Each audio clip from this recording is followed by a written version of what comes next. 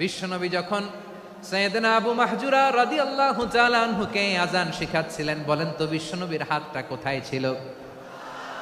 আবু মাহজুরার মাথার সামনে, এই চুলের উপরে ছিল। আবু মাহজুরা ওই স্মৃতিটাকে ধারণ করবার জন্য, ওই স্মৃতিকে বহন করার জন্য বিশ্বনবীর মোবারক হাত আবু মাহজুরার কপালের চুলের যেই জায়গায় লেগেছে, মৃত্যুর আগের দিন পর্যন্ত আবু মাহজুরা মাথার ওই চুলে কোনোদিন ছুরি আর কামার লাগায় নাই। হুনাইনের যুদ্ধে অষ্টম হিজরি, কত হিজরি সবাই বলেন না একটু, কত হিজরি? অষ্টম হিজরিতে হুনাইনের যুদ্ধে রাসূল সাল্লাল্লাহু আলাইহি ওয়াসাল্লাম ফিরে আসতেছেন মদিনায়।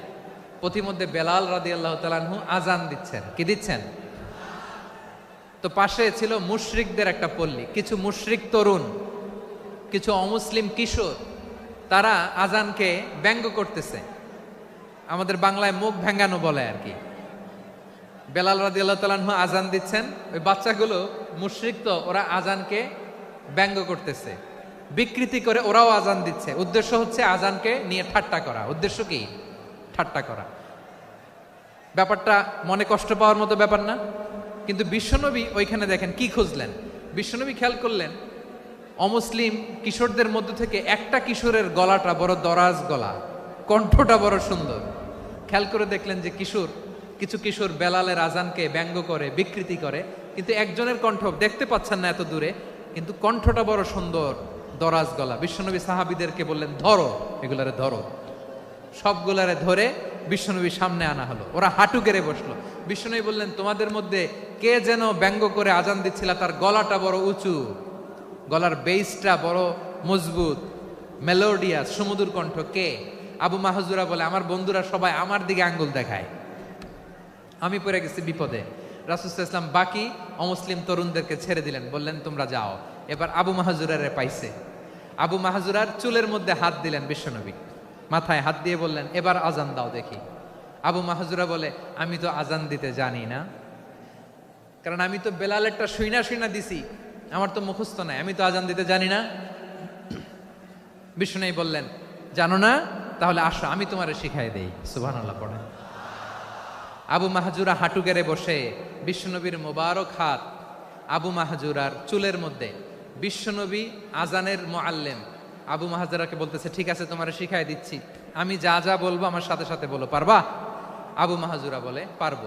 বিশ্বনবী আযান দিচ্ছেন মাথায় হাত দিয়ে, আল্লাহু আকবার,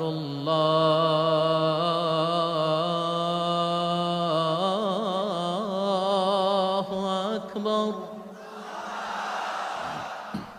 আবু মাহজুরা এই বাক্যটা পড়লেন।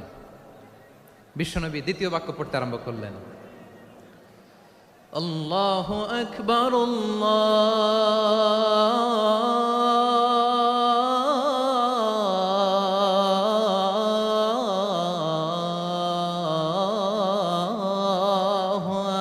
আকবার।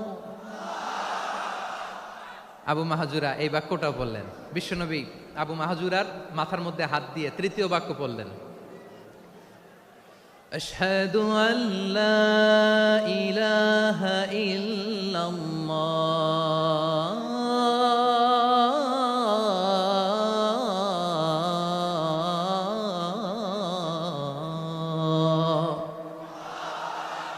আবু মাহজুরা তৃতীয় বাক্য পড়লেন। বিশ্বনবী একটা বাক্য পরে আবু মাহজুরা পড়ে, বিশ্বনবী পরে আবু মাহজুরা পড়ে। আবু মাহজুরা কিন্তু অমুসলিম, মুশরিক।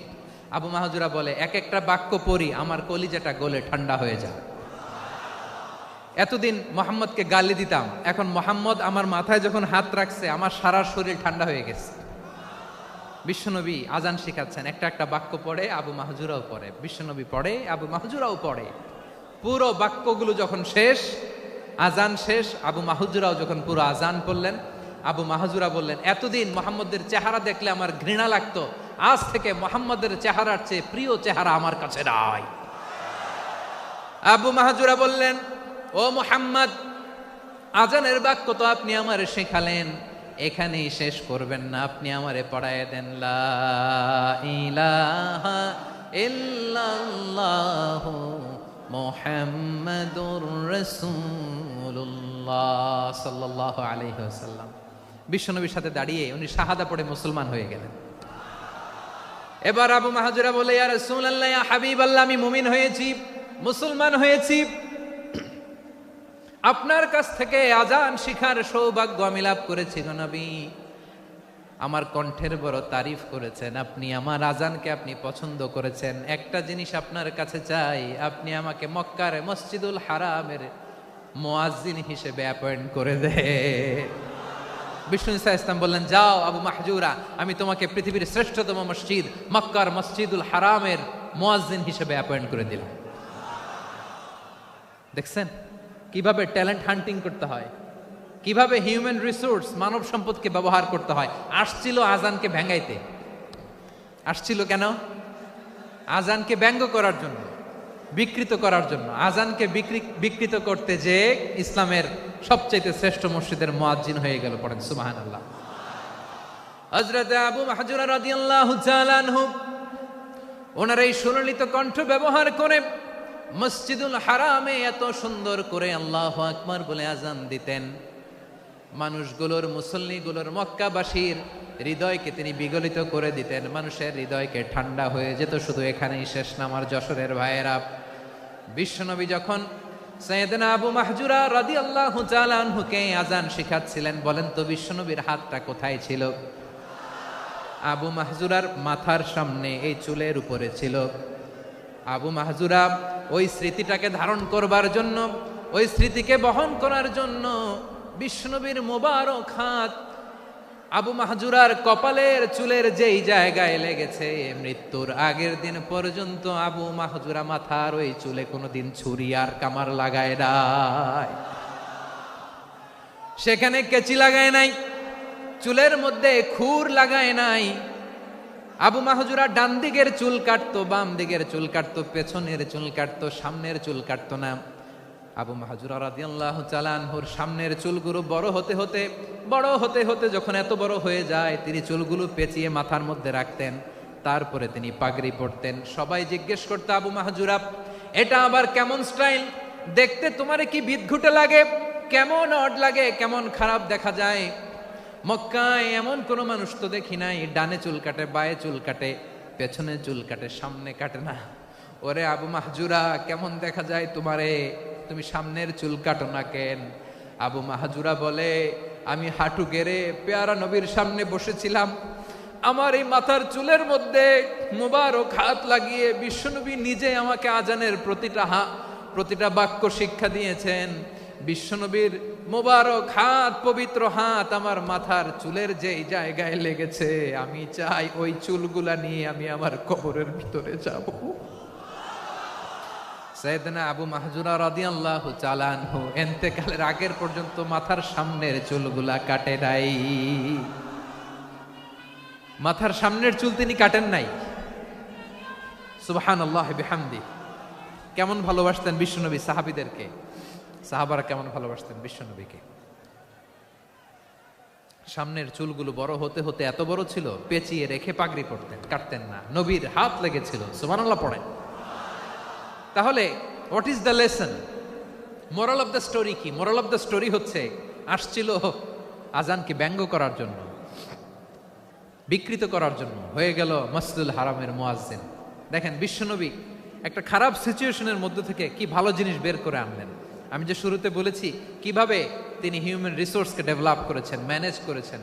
তিনি যে চৌকুশ ট্যালেন্ট হান্টার ছিল, দেখেন সবার মধ্যে থেকে এর বাছাই করে মুয়াজ্জিন বানাই দিয়েছেন। সুবহানাল্লাহ পড়েন। তার মানে এই না সবাইরে ধরে ধরে উনি মুয়াজ্জিন বানাইছেন। যার যেই ট্যালেন্ট আছে তাকে ওই কাজে অ্যাসাইন করেছেন। যার যেই প্রতিভা আছে তার প্রতিভাকে ইসলামের কাজে লাগিয়েছেন। সুবহানাল্লাহ পড়েন। যায়েদ বিন সাবিত রাদিয়াল্লাহু তাআলা আনহু নাম শুনেছেন? যশোর কথা বেরোয় না। যদি জিজ্ঞাসা সালমান খানের নাম শুনছেন, সবাই হাত তুলবে, জি হুজুর শুনছি, মানে সব দেখা শেষ।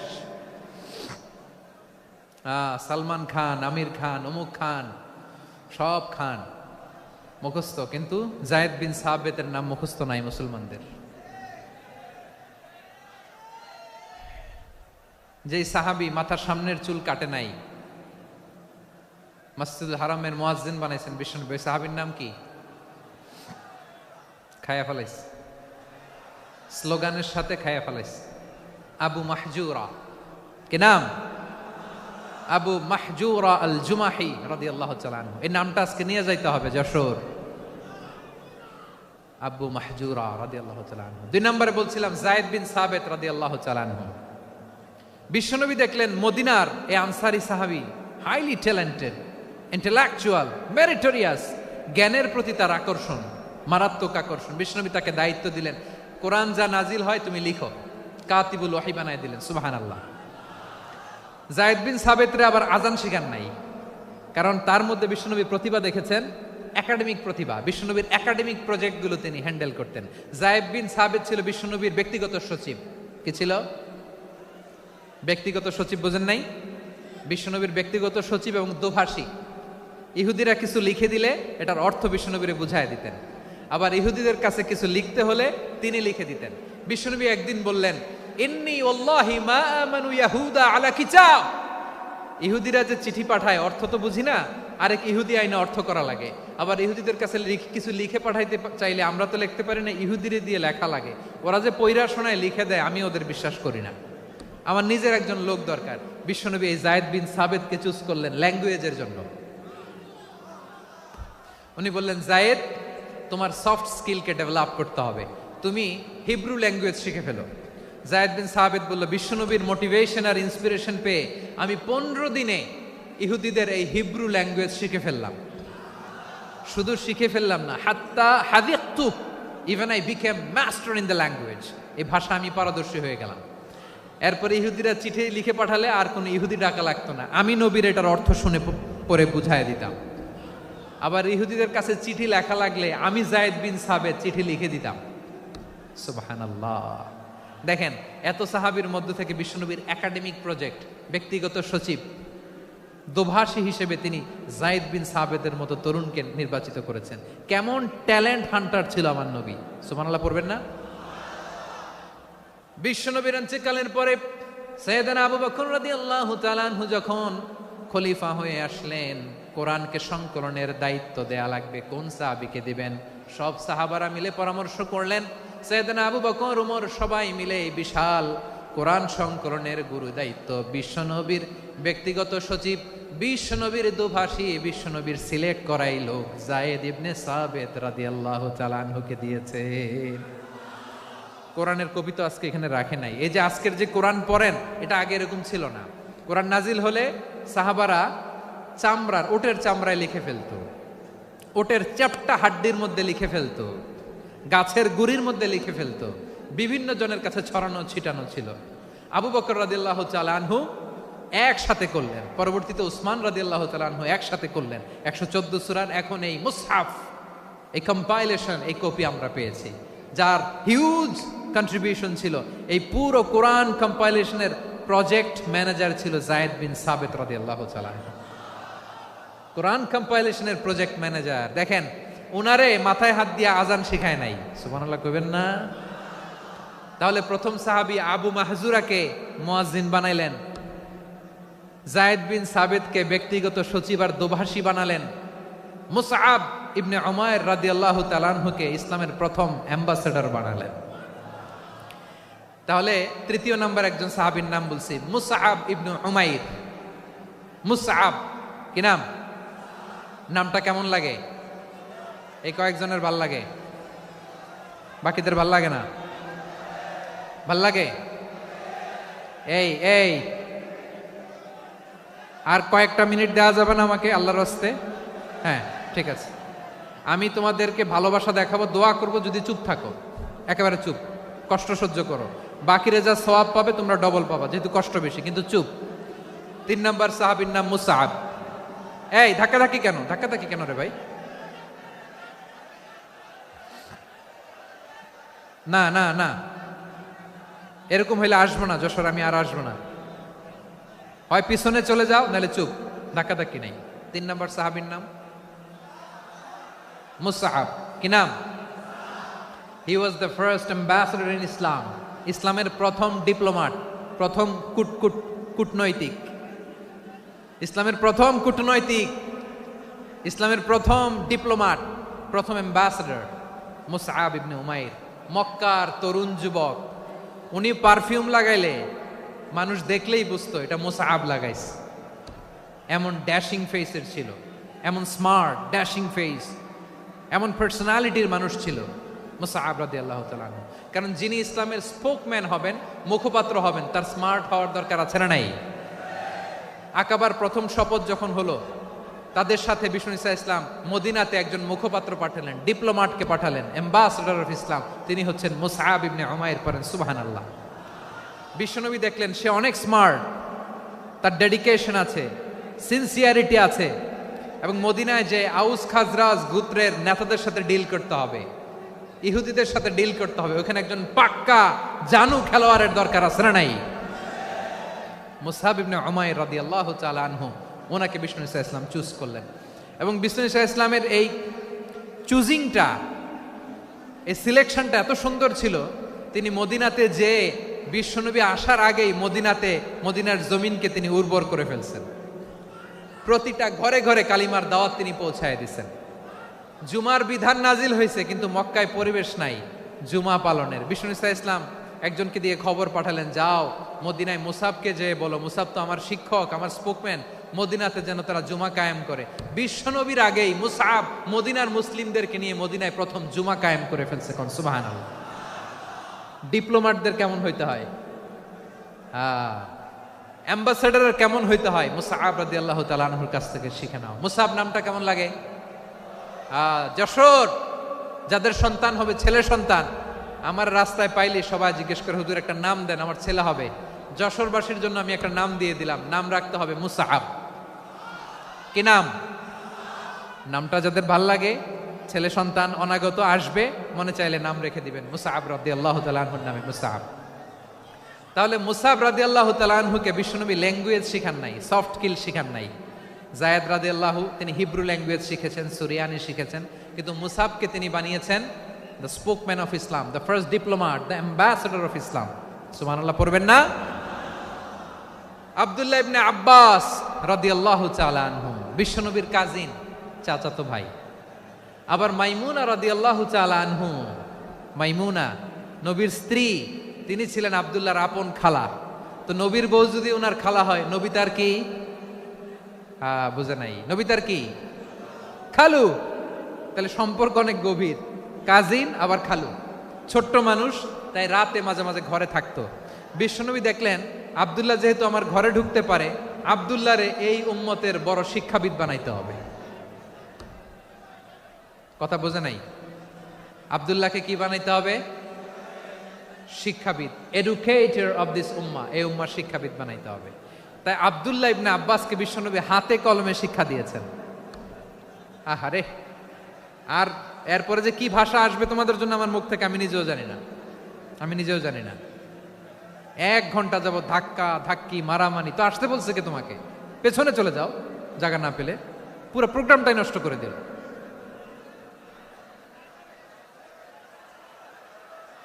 জি, আমার দিকে তাকান, আমি শেষ করে দিচ্ছি। হবে না, ইন্টেলেকচুয়াল আলোচনা এখানে হবে না, আমি বুঝতে পারছি, আমি শেষ করে দিচ্ছি। আব্দুল্লাহ ইবনে আব্বাস রাদিয়াল্লাহু তাআলা আনহু, মনোযোগ দিয়ে কয়েকটা মিনিট শুনুন, আমি এখনই শেষ করে দিচ্ছি, এরপর আওয়াজ করবে। এই যে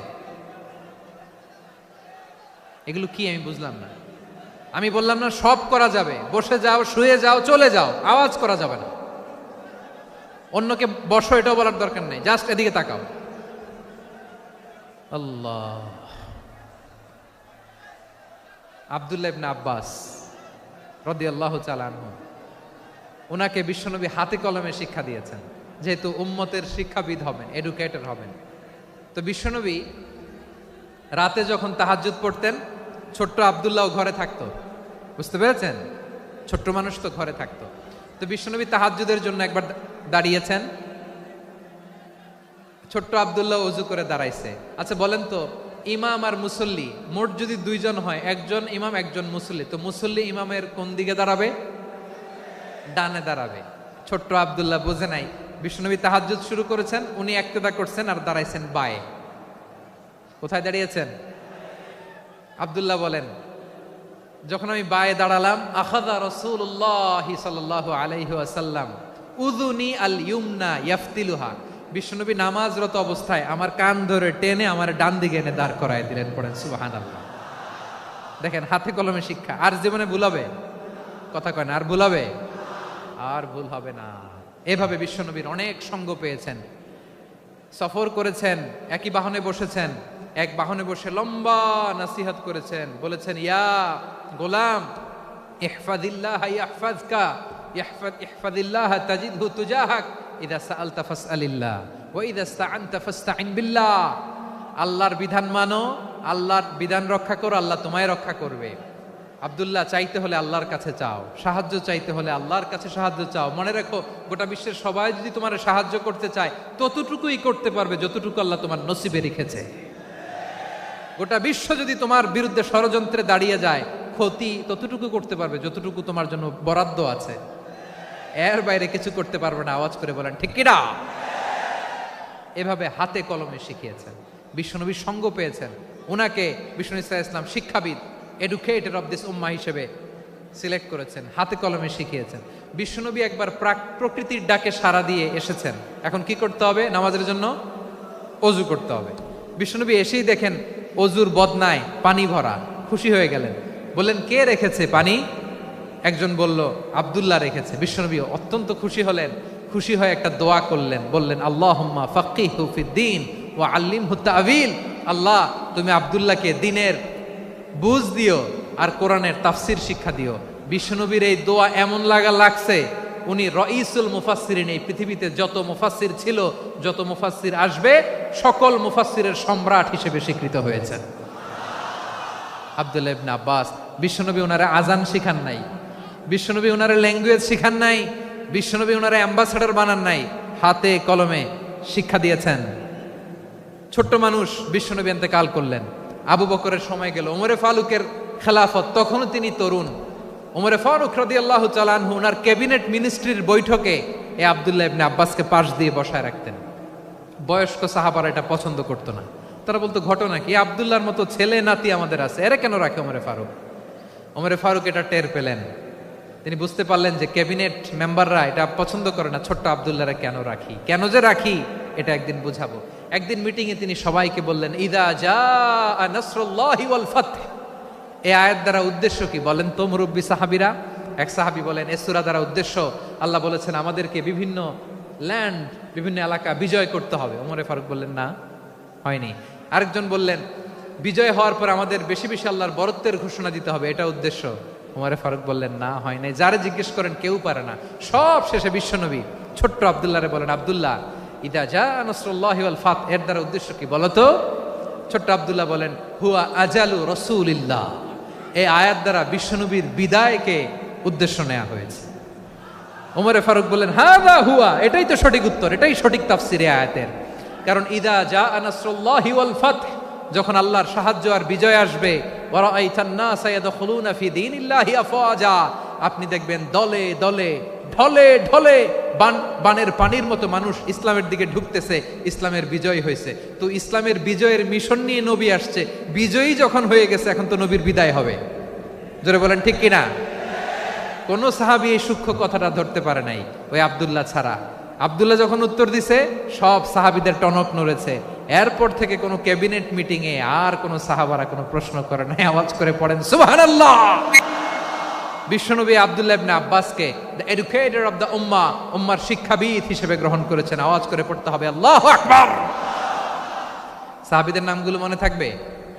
এক নম্বরে আবু মাহজুরা, মুয়াজ্জিন বানাইছেন। যায়েদ ইবনে সাবিত, দোভাষী, ট্রান্সলেটর অফ প্রফেট, এবং তিনি ছিলেন বিশ্বনবীর ব্যক্তিগত সচিব। Musab ibn Umair, the first ambassador and diplomat of ইসলাম।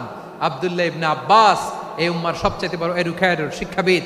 আরেকজন ছিল আব্দুল্লাহ ইবনে মাসউদ রাদিয়াল্লাহু তাআলা। দুই আব্দুল্লাহ, আব্বাস গেল, আরেকজন হচ্ছে মাসউদ। মক্কার তরুণ, ছাগল পালতো মুশরিকের। বিশ্বনবী আর আবু বকর রাদিয়াল্লাহু তাআলা আনহু একবার গেলেন, যে দেখে এই তরুণ দাঁড়ায় আছে। বিশ্বনবী বলেন আমি খুব ক্ষুধার্ত, তোমার কাছে কি দুধ আছে ছাগলের? আব্দুল্লাহ আছে, ওয়ালাকিন আনা মু'তামান, কিন্তু যে দুধ আছে এটা আমানতের, আমি দিতে পারবো না। বিশ্বনবী এইটা শুনেই তার টার্গেট করে ফেলছে। আনা মু'তামান, দুধ আছে কিন্তু এটা আমার মালিকের, আমি তো দরদ দেখায়, আমার মালিকের দুধ আপনি পথিক, আপনারে দিতে পারি না। বিশ্বনবী টার্গেট করে ফেলছেন, এরে আমার কাজে লাগাইতে হবে। বিশ্বনবী বললেন, আচ্ছা ঠিক আছে, দুধ দিও না, কিন্তু এমন ছাগি আছে কিনা যেই ছাগির সাথে কোনো ছাগলের মিলন হয় নাই, তার ওলানে দুধও আসে নাই, বাচ্চাও নাই, এরকম ছাগির থেকে যদি আমি দুধ খাই তাহলে তো সমস্যা নাই। বলতেছে এরকম ছাগির থেকে দুধ খাইলে সমস্যা নাই, কারণ এরকম ছাগির ওলান থেকে দুধ আসবেও না।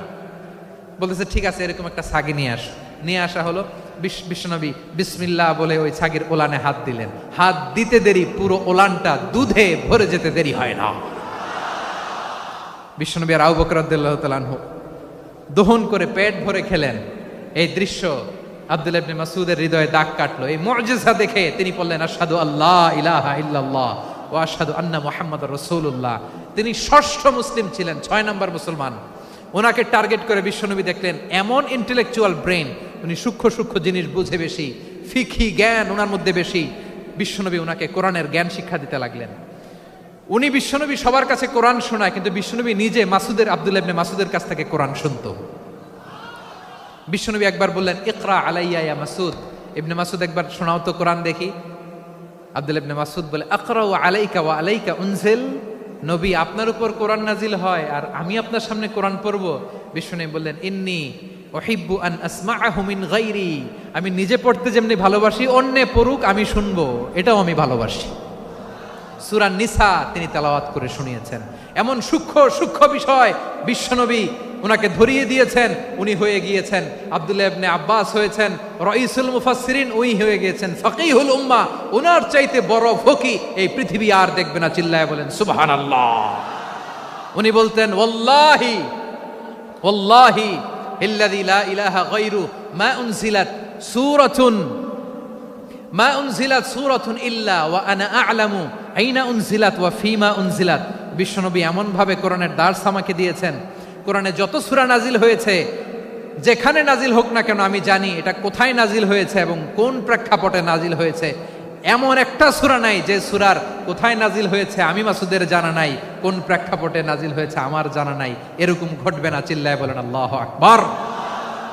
এই আব্দুল্লাহ ইবনে মাসউদ রাদিয়াল্লাহু তাআলা আনহু ওমরে ফারুকের সময় কুফার চিফ জাস্টিস ছিলেন। কুফা নগরীর চিফ জাস্টিস। চিফ জাস্টিস বুঝেন নাই? বিচারপতি। কি ছিলেন? সবাই বলে নাই, কি ছিলেন?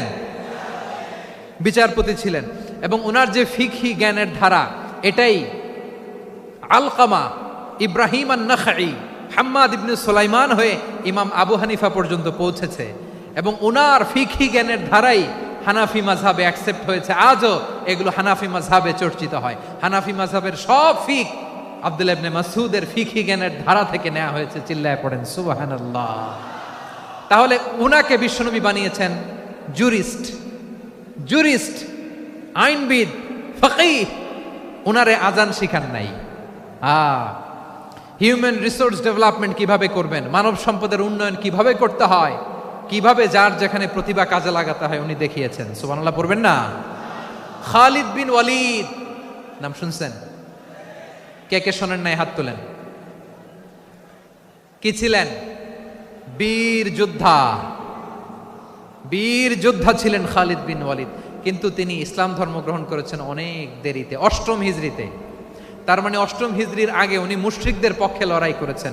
ওনার হাতে কত মুসলিম সাহাবী যে নিহত হয়েছে হিসাব নাই। বিশ্বনবী টার্গেট করে রাখছে, তুমি আমাদের মুসলিমদের এত ক্ষতি করলা, তুমি যখন মুসলমান হবা তোমার দিয়ে আমি এমন কাম করামু যে এটা আর কেউ করতে পারবে না। সুবহানাল্লাহ নাই? যশোর ক্লান্ত হয়ে গেছে।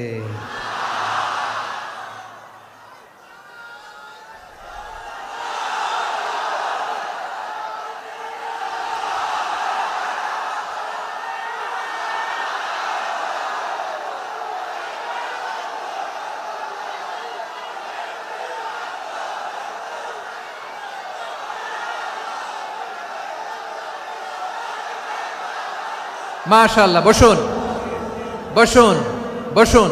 খালিদ বিন ওয়ালিদ রাদিয়াল্লাহু তাআলা আনহু 8ম হিজরিতে মুসলিম হয়েছেন, মক্কা বিজয়ের আগে। তো মক্কা বিজয়ের আগে যখন মুসলিম হয়েছেন, এর আগে কি করছেন? কাফিরদের সাথে যুদ্ধ করেছেন। উনি উহুদের যুদ্ধে মুসলমানদের যে পরাজয় ভাব, কঠিন পরিস্থিতির মুখোমুখি উনার কারণে পেছন থেকে এমন আতর্কিত আক্রমণ করেছেন, মুসলমানদেরকে কচুকাটা করেছেন। অষ্টম হিজরিতে আল্লাহ তাআলা হেদায়েতের নূর দিয়ে ওনার হৃদয়টাকে উজালা করে দিলেন। লা ইলাহা এটা এমন বাণী যার হৃদয়ে একবার টাচ খাবে, এইটা থেকে সে আর পালিয়ে বেড়াতে পারে। ঝিনুকের ভেতর লুকিয়ে থাকে যেমন মতি, ঝিনুকের ভেতর লুকিয়ে থাকে যেমন মতি, কালমা শাহাদাতে আছে আল্লাহর জ্যোতি, কালমা শাহাদাতে আছে আল্লাহর জ্যোতি। ঠিক কিনা বলেন? মক্কা বিজয়ের আগে মুসলিম হলেন, হওয়ার পরেই বিশ্বনবীর টার্গেট ফুলফিল হলো। ওই যে টার্গেট করে রেখেছেন আর দোয়া করেছেন, খালিদ বিন ওয়ালিদ যদি মুসলিম হয় তাকে আমি মিলিটারি চিফ বানাবো।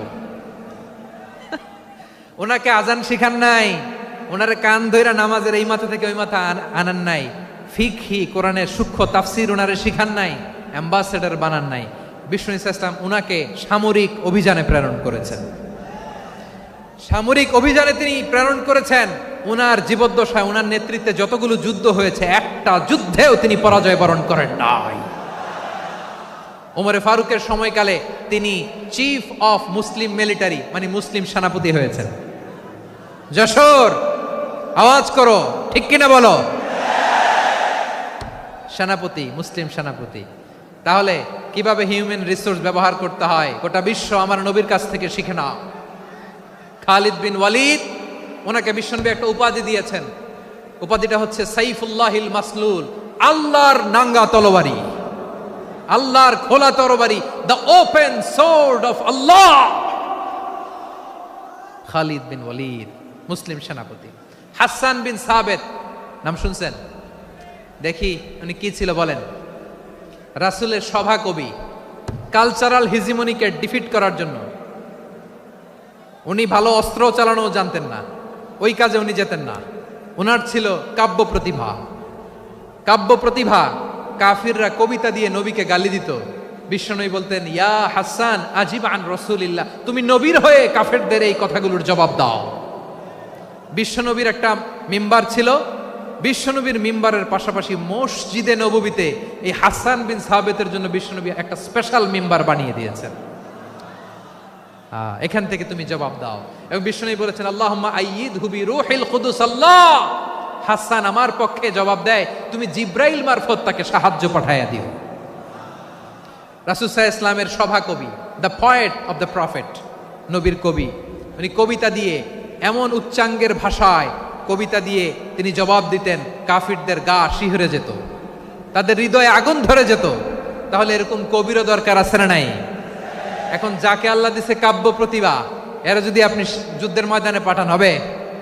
যারে দিছে সুরেলা গলা, এরা যদি অ্যাম্বাসেডর বানান হবে না। হাসান বিন সাবেত ছিলেন বিষ্ণু ইসলামের কবি। হুযায়ফা ইবনুল ইয়ামান বিশ্বনবীর গোয়েন্দা বিভাগের প্রধান। কিসের প্রধান? হুযায়ফা ইবনুল ইয়ামান। ওনার ছিল ডিটেকটিভ মাইন্ড, ডিটেকটিভ মাইন্ড, গোয়েন্দা বিভাগের প্রধান।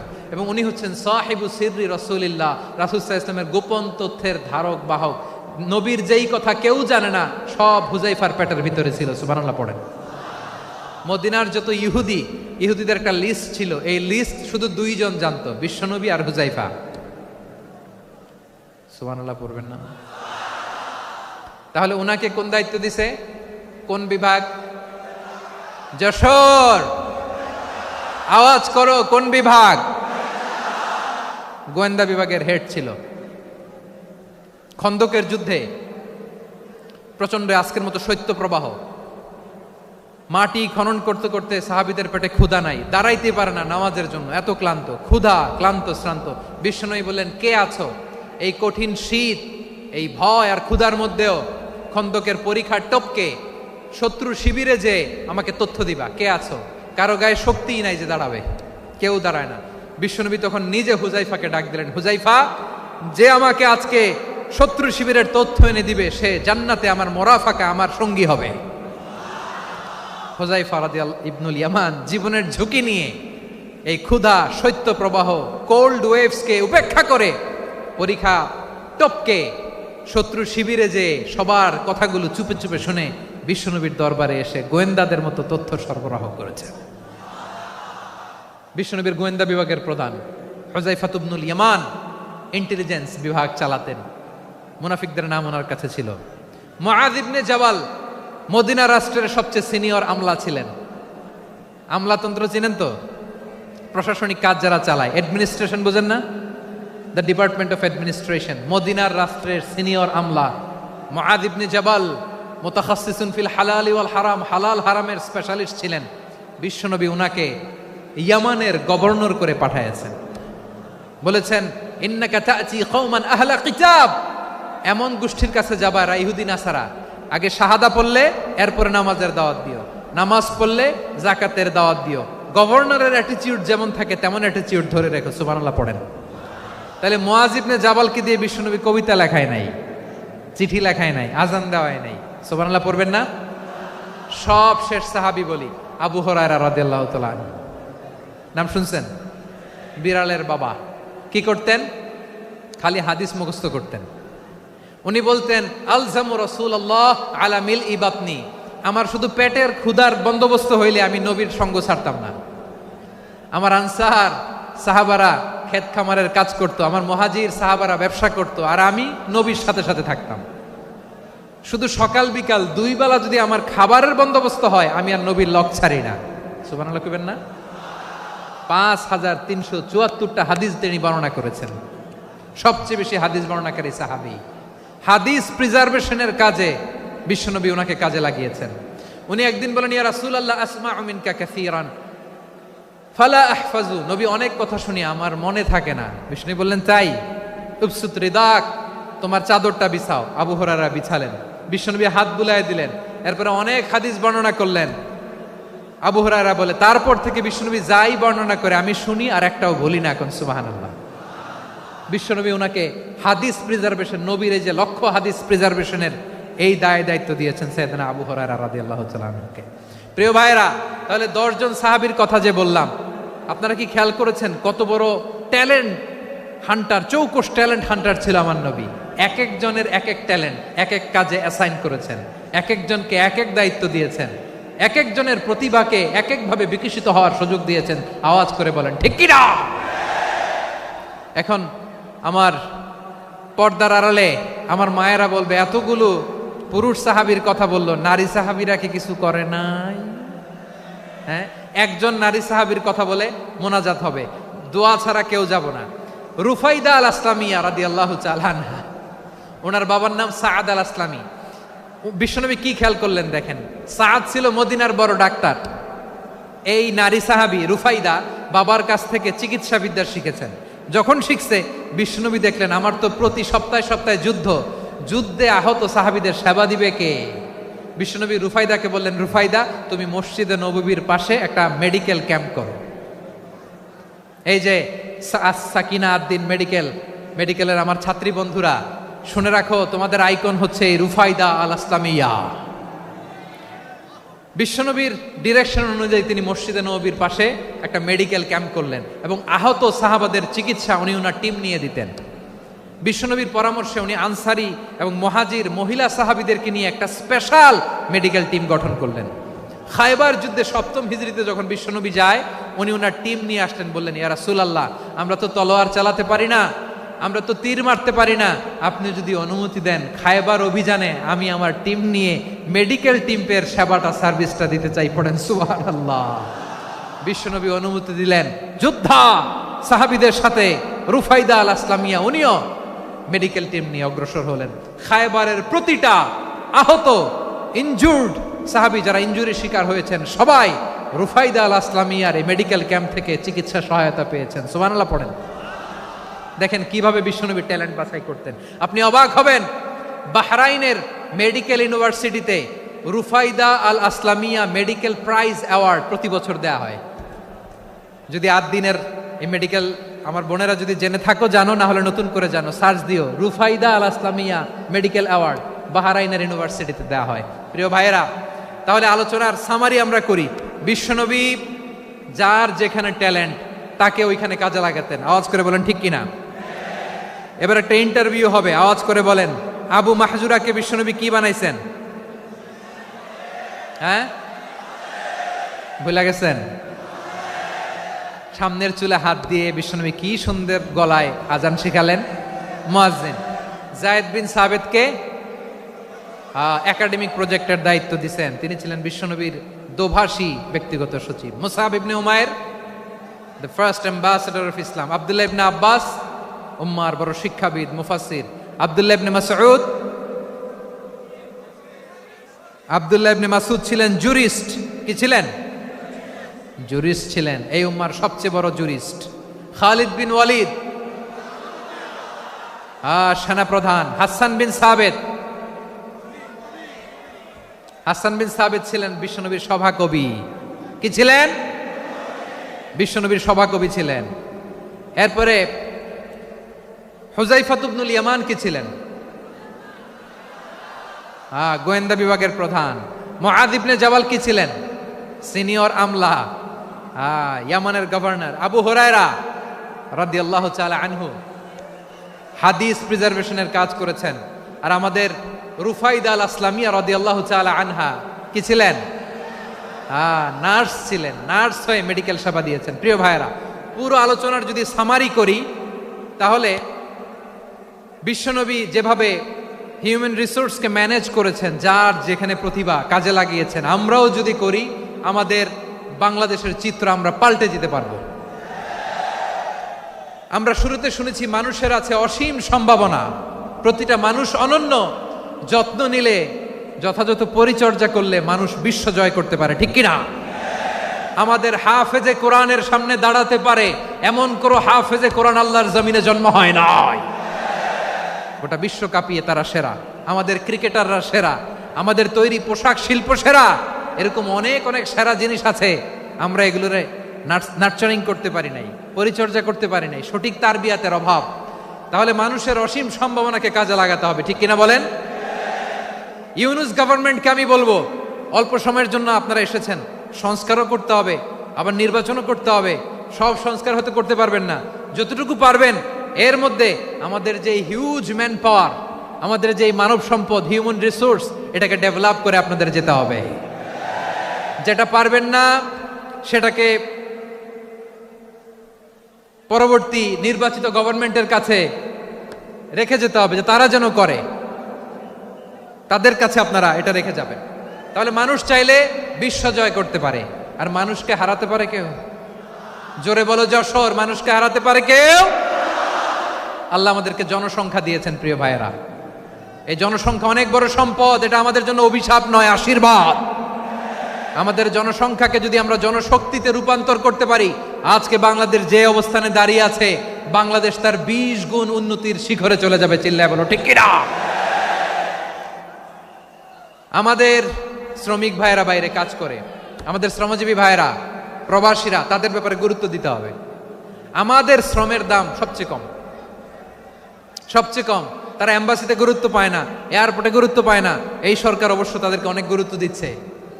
আমাদের অদক্ষ শ্রমিককে যখন আমরা দুবাই পাঠাই, অল্প বেতন পায়, কিন্তু ইন্ডিয়ানরা দক্ষ শ্রমিক পাঠাইলে তার 3 গুণ বেতন পায়। আমরা আমাদের শ্রমিকদেরকে অদক্ষভাবে আর পাঠাতে চাই না, দক্ষ শ্রমিক পাঠিয়ে আমরা রেমিটেন্সের বন্যা বইয়ে দেব। আমাদের শ্রমিকদের পাঠানো রেমিটেন্সের টাকায় সচল থাকে আমার দেশের অর্থনীতির চাকা। তাদেরকে সবচেয়ে গুরুত্ব দিতে হবে। আমরা পেয়েছি ফ্রিডম ফাইটার, মুক্তিযোদ্ধা, আর আমার প্রবাসী ভাইরা হচ্ছে রেমিটেন্স ফাইটার। জোরে বলো ঠিক কিনা? তাহলে আমাদের এই জনশক্তিকে জনসম্পদে ট্রান্সফর্ম করতে হবে, ঠিক কিনা বলেন? সরকার জনগণকে এভাবে পলিশ করতে হবে। মা বাবারা ছেলে মেয়েদের মধ্যে কার কোন যোগ্যতা, তাকে ওইভাবে কাজে লাগাতে হবে। সবার এ প্লাস পাওয়ার কোনো দরকার নাই। আমাদের দেশে একটা টেন্ডেন্সি আছে, পরীক্ষায় এ প্লাস না পাইলে কই তুই কি করলি, পাশের বাড়ির ছেলে এ প্লাস পাইছে, যা ওর পা ধোয়া পানি খা। কি খা? তা আমি ভাবছি যে পা ধোয়া, এ প্লাস পাওয়া ছেলেদের পা ধোয়া পানির একটা পানির ব্র্যান্ড বানাইতে হবে, এরকম লেখা থাকবে এ প্লাস পাওয়া ছেলেদের পা ধোয়া পানি। খাওয়া নাই, এগুলার খাওয়া নাই। ওরে আল্লাহ এ প্লাস পাওয়ার জন্য বানাইছে, আর আপনার ছেলেকে এই এ প্লাস গুলারে নিয়ন্ত্রণ করার জন্য আল্লাহ বানাইছে। ওকে দিয়ে আল্লাহ কি করবে আপনি জানেনই না। একটা এ প্লাস, একটা এ গ্রেড একটা মানুষের জীবনকে ঠিক করে দিতে পারে না। আপনার ছেলেকে আল্লাহ অন্যদিকে যোগ্যতা দিয়েছে, ওদের মনোবল ভাঙবেন না, খবরদার খবরদার। ছেলে মেয়েদের মনোবল ভাঙবেন না। যাকে দিয়ে যেটা হবে তাকে দিয়ে সেটা করতে হবে, তার প্রতিভাকে সেভাবে কাজে লাগাতে হবে। তাহলে বাংলাদেশ আমাদের এই জনসংখ্যা জনসম্পদে রূপান্তরিত হবে। আমাদের সরকারের তত্ত্বাবধানে আমাদের 18 কোটি জনগণ দক্ষ জনশক্তিতে রূপান্তরিত হোক, আমরা চাই কি চাই না? আমরা ভালো মানুষ, শ্রেষ্ঠ মানুষ হতে চাই কি চাই না? ওই জাপানিজদের মতো সৎ, ওই ইউরোপিয়ানদের মতো কালচার্ড, আমাদেরকে আল্লাহ তাআলা কোরআন সুন্নাহ অনেক কিছু দিয়েছেন। যেহেতু বর্তমানে আমরা দেখছি তারা সৎ, তাদের মধ্যে ভ্যালিউ আছে, সেগুলো আমাদের মধ্যে আনার দরকার আছে না নাই? আর ইসলাম দিয়ে আমাদের জীবনকে সাজাতে হবে, ইসলাম দিয়ে আমার পরিবারকে সাজাতে হবে। ইসলাম থেকে, কোরআন থেকে প্রেসক্রিপশন না নিলে জীবন সুন্দর হবে না। কোরআন থেকে প্রেসক্রিপশন না নিলে সমাজ সুন্দর হবে না। কোরআনের প্রেসক্রিপশন না মানলে রাষ্ট্র সুন্দর হবে না। কোরআনের প্রেসক্রিপশন অ্যাপ্লাই না করলে শুধু দুর্নীতি দমন কমিশন দিয়ে দুর্নীতি বন্ধ করা যাবে না। এজন্য কোরআনের আইন আমরা চাই কি চাই না? প্রিয় ভাইয়েরা, হিউম্যান রিসোর্স ডেভেলপমেন্ট, মানব সম্পদের উন্নয়ন, আমাদের সরকার যেন এদিকে নজর দেয়।